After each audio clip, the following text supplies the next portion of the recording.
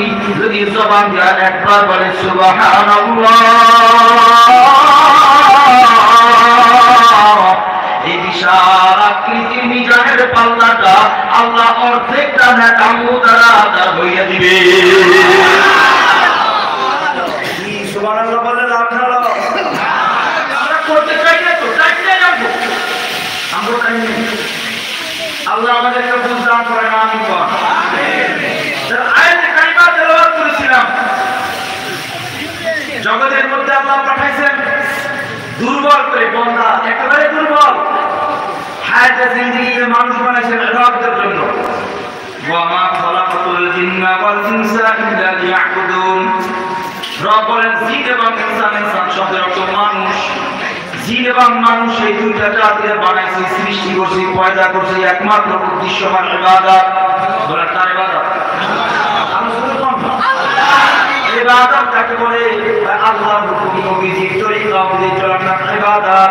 যে কাজের মধ্যে আল্লাহর হুকুম নবীর তরিকা নাই, এইটা জগতের ভিন্ন কিছু হইলেও ইবাদত হবে না। নামাজ পড়ার নাম ইবাদত না, রোজা রাখার নাম ইবাদত না। নামাজ পড়লেও কিছু নামাজ গুনাহ হয়, রোজা রাখলেও কিছু রোজায় গুনাহ হয়। কথা বলে না। যদি নবীর হুকুম নবীর তরিকা আল্লাহর হুকুম অনুযায়ী না হয়, আমাদের মাঝে থেকে বিদায় হলো ঈদুল আযহা, আমাদের মাঝখান থেকে কুরবানি, ঈদুল ফিতর চলে গেল, ঈদুল আযহা চলে গেল। এবার বলেন ঈদুল আযহার দিন তো যদি রোজা রাখে তাহলে এক হবে না, পুরো হবে।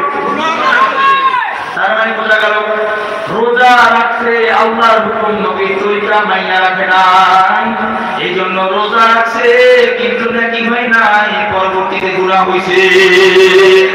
এগুলো বোঝা গেল যেই কাজই করব আল্লাহর হুকুম নবীর তরিকা মাইনা না করলে ওইটা ইবাদত হতে পারে না। ব্যবসা করেন আল্লাহর হুকুম মাইনা সেটা ইবাদত, চাকরি করেন আল্লাহর হুকুম মাইনা সেটা ইবাদত। দুনিয়ার মধ্যে আপনি লেনদেন করেন আল্লাহর হুকুম নবীর তরিকা মাইনা সেটা ইবাদত, আপনি হাঁটবেন আল্লাহর হুকুম নবীর তরিকা মাইনা সেটা ইবাদত, খাবেন আল্লাহর হুকুম নবীর তরিকা মাইনা সেটা ইবাদত। এমনকি দুনিয়া জমিনে রাজনীতি করবেন আল্লাহ রাসূলের হুকুম মাইনা নবীর তরিকা মাইনা, সেটাও দুনিয়া জমিনে রাজনীতি হয় না, সেটা ইবাদত। ইবাদত হয় যদি আল্লাহর হুকুম নবীর তরিকা অনুযায়ী। আল্লাহ আমাদেরকে বুঝদান করে না। আমি কোন এই সব কিছু মিলাইয়া সবথেকে দুর্বল ইবাদতের জন্য বানাইছেন মানুষ। তাম দুনিয়াতে যত মাখলুকাত বানাইছেন এগুলো ইবাদতের জন্য বানায় নাই। দেখেন যত মাখলুকাত সব বানাইছেন আমাদের জন্য। গাছ বানাইছেন আমাদের জন্য, মাছ বানাইছেন আমাদের জন্য, পানি বানাইছেন আমাদের জন্য, আসমান বানাইছেন আমাদের জন্য, চন্দ্র বানাইলেন আমাদের জন্য, সূর্য বানাইলেন আমাদের জন্য, বাতাস বানাইলেন আমাদের জন্য। তাম দুনিয়ায় একটা মানুষ যদি পাওয়া না যায়, বাতাসের কোনো ক্ষতি নাই, বাতাস যদি না হয় মানুষের ক্ষতি আছে। একটা মানুষ যদি না পাওয়া না যায়, পানির কোনো ক্ষতি নাই, কিন্তু পানি পাওয়া না গেলে মানুষের ক্ষতি আছে না নাই? আওয়াজ হবে, আওয়াজ হবে, আছে নাই?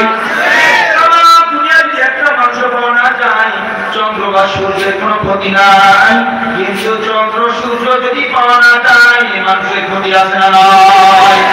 সব বানাইলেন আল্লাহ আমাদের জন্য। আমাদেরকে আল্লাহ কেন বানাইলেন?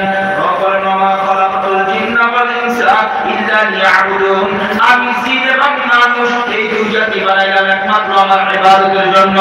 যে মাখলুকাতটা আল্লাহ তার ইবাদতের জন্য বানাইলেন, সৃষ্টি জগতের মধ্যে সব থেকে দুর্বল করে ওই মানুষ বানাইছে।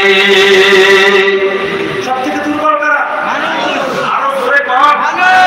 সব থেকে দুর্বল কারা? মানুষের থেকে দুর্বল আর কিছু নাই। এই মানুষ হায়াতের দিক থেকে দুর্বল, খানার দিক থেকে দুর্বল, শক্তির দিক থেকে দুর্বল। খানার দিক থেকে মানুষ দুর্বল, যত বড় শক্তিশালী মনে করছো তোমার থেকে হাজারো শক্তি আর একটা হাতির মধ্যে আল্লাহ দিয়ে রাখছে। বেশি শক্তিশালী মনে করো না, 3-4 বার বাথরুম হইলে দাঁড়ানোর মতো হিম্মত থাকে না।